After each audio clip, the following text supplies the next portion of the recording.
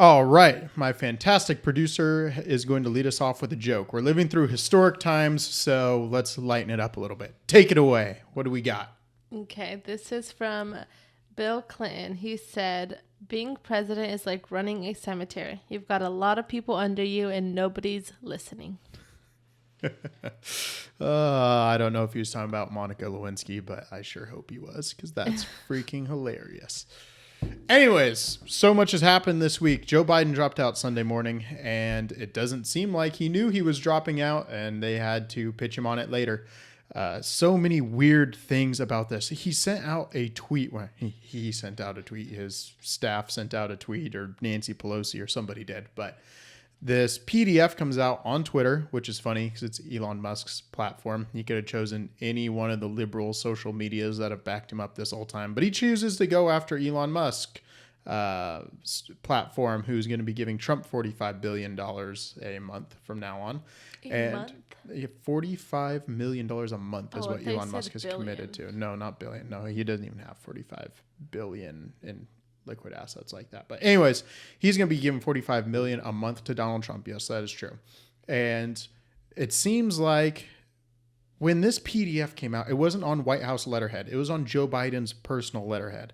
My theory is that whoever sent this out was afraid if they took White House letterhead and put something on there that the president didn't approve of, that they could be charged with some kind of fraud, something like that. So they take his personal letterhead. They send this letter out saying that he is going to drop out of the race, but he's going to stay on as president. And it doesn't even endorse Kamala Harris. They wait a couple more minutes and they have this afterthought of, oh yeah, we promised the Harris camp we were going to endorse them. So they then send out a tweet saying that he endorses Kamala Harris. This whole thing is really weird and shady. Then we don't see or hear from President Biden for multiple days. We just heard from him yesterday. And well, we did hear from him. He was on the phone call with Kamala Harris. Thank you so much. I completely forgot about the sketchy ass phone call where Kamala Harris literally looks up like she's looking at some recording of him and goes, "Thanks for coming in on the call, Joe." And I wish we had the clip of that. Damn it. I completely forgot. He totally. And you can really tell it's recorded. It does not sound authentic. It's almost even like the AI where they pull different words he said in the past and clips them. It's sketchy. Weird. It is 100%. Everything about this is sketchy. So anyways, let's go back. So this PDF comes out on Twitter that he's resigning, doesn't endorse Kamala Harris. Then a second tweet comes out later that actually he is going to endorse Kamala Harris. And then we don't see or hear Biden for multiple days. And then this weird call recording thing comes in at a Kamala Harris campaign event where she just decides out of the blue. And when I say she decides, it's more like her, Obama, and Pelosi have all gotten together and decided Kamala Harris is going to be the nominee. There's not going to be any open process about this. And she raises a ton of money, like $250 million so far. And it's been just a couple days. And she claims to have a majority of the delegates pledged to her now. And it's all just so weird. It happened so fast. This is completely premeditated. My theory is somebody got the nod from Kamala Harris and Nancy Pelosi that they were going to write this up on his personal stationery. They were going to send it out while he's in his house isolating because he has COVID or something. And then they walked into his office later and plopped the letter down in front of him and said, "You just sent this out, you're resigning, and you can go quietly or we can do this the hard way." And he chose to go out quietly. He chose to bend the knee and bow to Pelosi's pressure is really what this came down to. So now it looks like it's going to be Kamala Harris. And Obama seemed to endorse an open convention. When he first responded to Joe Biden leaving the race, he did not endorse Kamala Harris. He still hasn't to this point, but he's going to. Seems like she's really consolidated power. A lot of the other potential candidates have already come out and endorsed her. Gavin Newsom's endorsed her. Shapiro's endorsed her. You've got Gretchen Whitmer said that she is not interested in throwing her hat in the ring. Manchin talked about re-registering as a Democrat and maybe running, but he's since said he's not going to do that. And we haven't really heard much from Bernie Sanders. I really thought he might be the dark horse here, kind of swoop in and take over at the convention. And maybe he still will, but it's not looking like it. $250 million is a lot. And if the Democrats try and kick her to the curb now, there's not going to be any money left. So I think they got to ride and die with her at this point. And so far, a couple polls have come out, and she's not polling any better than Biden was. She has switched her support around a little bit. African-American support is higher for her than it was for Biden, but older white support is down. So it ends up being about a wash. She's not doing a whole lot better. She's inched a little closer nationally, but national polls don't really matter. It's all going to be about the swing states. This election is going to come down to Pennsylvania, Michigan, and Wisconsin, because it looks like Trump's quite a bit ahead in Arizona. Maybe Georgia would be in play, but probably not. And Nevada also, Trump is way ahead. So this is going to come down to the blue wall. Anyways, Kamala Harris, I hope she doesn't win. She is just a mess. We've got some clips of her, actually. If you want this for the next 8 years, man, I don't know what to tell you. There we go. Let's play the first clip of Kamala Harris here. I can imagine what can be and be unburdened by what has been. You know? What can be unburdened by what has been. There are those who are unable to see what can be. But there are many more who are able to see what can be unburdened by what has been. Remember Venn diagrams, those 3 circles? Right. And then let's just see where they overlap. Now, she's not the only candidate to have word salad all the time and say weird things. I don't even know what the future unburdened by what. I don't even know what that means. But she is just god awful to have to listen to. Her laugh is horrible. She has all these weird platitudes she talks about. She's just the worst. And she's the most liberal senator, according to every single nonpartisan watchdog that there is. They go and they record all the votes and they, decide, what was this a more liberal vote? Was this a more conservative vote? She's more liberal than Bernie Sanders. She's the most liberal senator in the entire Senate. And since then, the media outlets have tried to bury that. Every report that they've written that says, oh, yeah, she's the most liberal one, back when she was trying to use that as a badge of honor in the primaries of 2020, they've now scrubbed all of those websites. They don't want you to know how liberal she is, because it's really scary. She's a Marxist. She's somebody that believes in Medicare for all. She wants to ban private health care. She wants to do mandatory gun buybacks, which essentially is just going to blow up the Second Amendment. She is really the worst. Every terrible liberal policy you can think of, she's a full supporter of. So we really got to make sure she does not get in November. And she's got to be the most liberal nominee in our lifetimes for sure. Probably in living memory, because someone that liberal wouldn't normally win. And she did horrible in the primaries. She got like 0% of the vote. She dropped out before Iowa. If there had been a real primary system in this cycle, she wouldn't have even come close to winning. You'd be ending up with somebody like Josh Shapiro.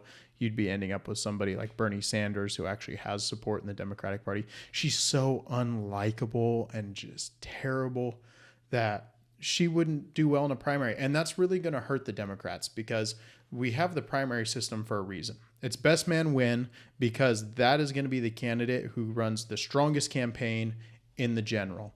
And when you have somebody who runs terrible campaigns like Kamala Harris does, who's not likable at all, who's gotten to just bypass the entire primary system, what you're doing is just essentially coronating a person that doesn't deserve it. And that's exactly what she's getting here. Is she's just getting shoved into this position. She doesn't deserve it at all. And I think it's going to show. She's going to underperform in this election as to what, compared to what a normal Democrat would have performed as. And it's going to be ugly. We're going to see why the primary system is so good. And Joe, man, I think that he was coerced into endorsing her. He doesn't seem to get along with her very well. You'd mentioned that call that came in. I mean, it was really weird. I wish we could get more into that and all the conspiracy theories, but we're not going to right now. The whole thing was weird. Kamala Harris is terrible. She's a communist and shouldn't get anywhere near the White House. But we do have another piece of news that we do want to talk about besides just sitting here and listening to videos of Kamala Harris talk about weirdly weird things and cackle and all that sort of great stuff. Secret Service director resigned this week, which she absolutely should have done the day after the assassination on President Trump was attempted. She went and testified in front of the House, and it was really, really ugly. Both sides of the aisle beat her up bad, really bad. One of the Nancy Mace, I believe, in the Republican caucus told her she was full of shit, which she absolutely was. She was stonewalling. She wouldn't answer any of their questions. Democrat Ro Khanna got after her. Even AOC went after her. And when you have Nancy Mace and AOC coming after you, you have really screwed up big time. So let's recap real quick. We all know what happened by this point. We've heard Donald Trump tell the story, but let's talk about why we don't know more now. Why has the Secret Service not come out and told us everything that's happened? We should have a full preliminary report by this time. In the hearing, Director Cheadle had told AOC that it would be 60 days before a report came out, and then there could be any meaningful change. And in AOC's defense, she retorted that that's unacceptable, that you could have another attempt on President Trump's life in the next 60 days and nothing would be changed. How could it take you 60 days to figure out that if there's one goddamn building overlooking the entire rally, there should probably be a Secret Service agent up there, whether or not it's got a 3-degree slope on it? She came out and actually said, yeah, well, we didn't have anyone on that roof because of the slope. It presented a workplace hazard, which is absolutely nuts. A lot of these guys are former military. The fact that some slightly sloped roof caused a workplace hazard, it's absolutely nuts. She needed to go beforehand, way before she ended up resigning. Maybe charges end up being brought against people that didn't do their job like they were supposed to. And this really stinks to high hell. There are a lot of conspiracy theories out there about, did the Secret Service allow this? Did the deep state want him dead anyways? And I don't think we're ever going to find some secret manifesto drawn up, sent to the Secret Service that they're going to let this kid attempt to assassinate President Trump. What I think that's more likely, if the deep state really wanted Donald Trump gone, here's how they would do it. They would have the media just go all out, DEFCON 5, scorched earth against him like they've been. They need to call him Hitler, just like Joy Reid did. They would be calling him a threat to democracy. They would be calling him an existential threat to the country. All of the things that they've been doing. And the reason that you have to call him these things is because if you just demagogue enough, then people will start to believe, if this man really is a threat to democracy, if he really is going to end our republic, you have to have an attempt on his life. You would be a national hero if you killed him, because that's what you do to Hitler. If you have Hitler and you have a chance to kill Hitler, you kill Hitler. That's, you make the moral argument that you save way more people by killing Hitler than you do by letting him live. So what you do is you start to create this atmosphere that it is actually the moral thing and the right thing for our country that this person be killed. And the media has created that atmosphere. Then the next thing you do is you start radicalizing young people. And we know that the FBI and the other government agencies radicalize young people and entrap them. The Gretchen Whitmer kidnapping case is exhibit A in this. What the government did there was they brought in a bunch of agents to try and entrap a couple people and convince them to do something crazy. In this case, it was to kidnap Governor Whitmer. And the whole thing was the government's idea. They supplied everything. It was their plan. It was their whole idea. They couldn't even end up getting a conviction on the two men that actually weren't federal agents in that scheme, because it was entrapment. The whole thing was the government's idea. So what you get is you get government agents online that are instigating. They're going through, they're trying to convince people to do crazy stuff, just like we saw and that we know happened in Michigan. And then the last thing you do is you weaken the Secret Service. Donald Trump requested more Secret Service agents, they denied him, which is absolutely nuts. That should be grounds for dismissal for all the Secret Service leadership right there. Anyone that signed off on denying him extra security should be gone today. They should all resign. If they don't resign, they should be fired. And then the last thing you do, the Secret Service detail is understaffed, and then you start filling it with people who are incompetent. You start saying things like, oh, 30% of the Secret Service should be women. 30% of the Secret Service should be women? 30% of the Secret Service shouldn't be anything except the most competent goddamn people we have. There shouldn't be any other standard for the Secret Service. This is the most sophisticated security detail in human history. How can you be telling me that we have to have 30% people that look like this or 20% people that look like that? It's absolutely nuts. That's what you would do if you wanted Donald Trump dead. You would start filling his security detail with these incompetent DEI hires. And that's exactly what they did. That's why this whole thing stinks to high heaven. All of these pieces start coming together, and you start to wonder why people are skeptical of whether the government actually wanted him dead or not. And clearly, many in the government did want him dead. Now, the question is, did they take action? Was all of this that came together intentional? And it's hard to see how it wouldn't be. Why else would the media be calling him Hitler? Why else would they be denying him his additional security detail? Why would they leave the only roof around uncovered? Why would the director still be stonewalling an investigation and essentially had to be forced out? All of this comes together and just looks really, really sketchy. And thankfully, the House just voted today. They're going to put a commission to look into it. Nothing ever comes from that crap, but at least the House is trying to do something. We need real answers because a lot of people are really, really upset by this, and Republicans absolutely should be. This is, if you don't have a reason to vote for Donald Trump before this assassination attempt, this should be all you need. The government wants him dead. The deep state, all these people that are permanent Washington, the just creepy, faceless bureaucrats, they want him gone any means necessary. They tried smearing him. They tried ruining his life. They tried arresting him. And when none of that worked, they tried to kill him. And now that hasn't worked either. And they're going to try again. The only way we beat this is to get Donald Trump in office again.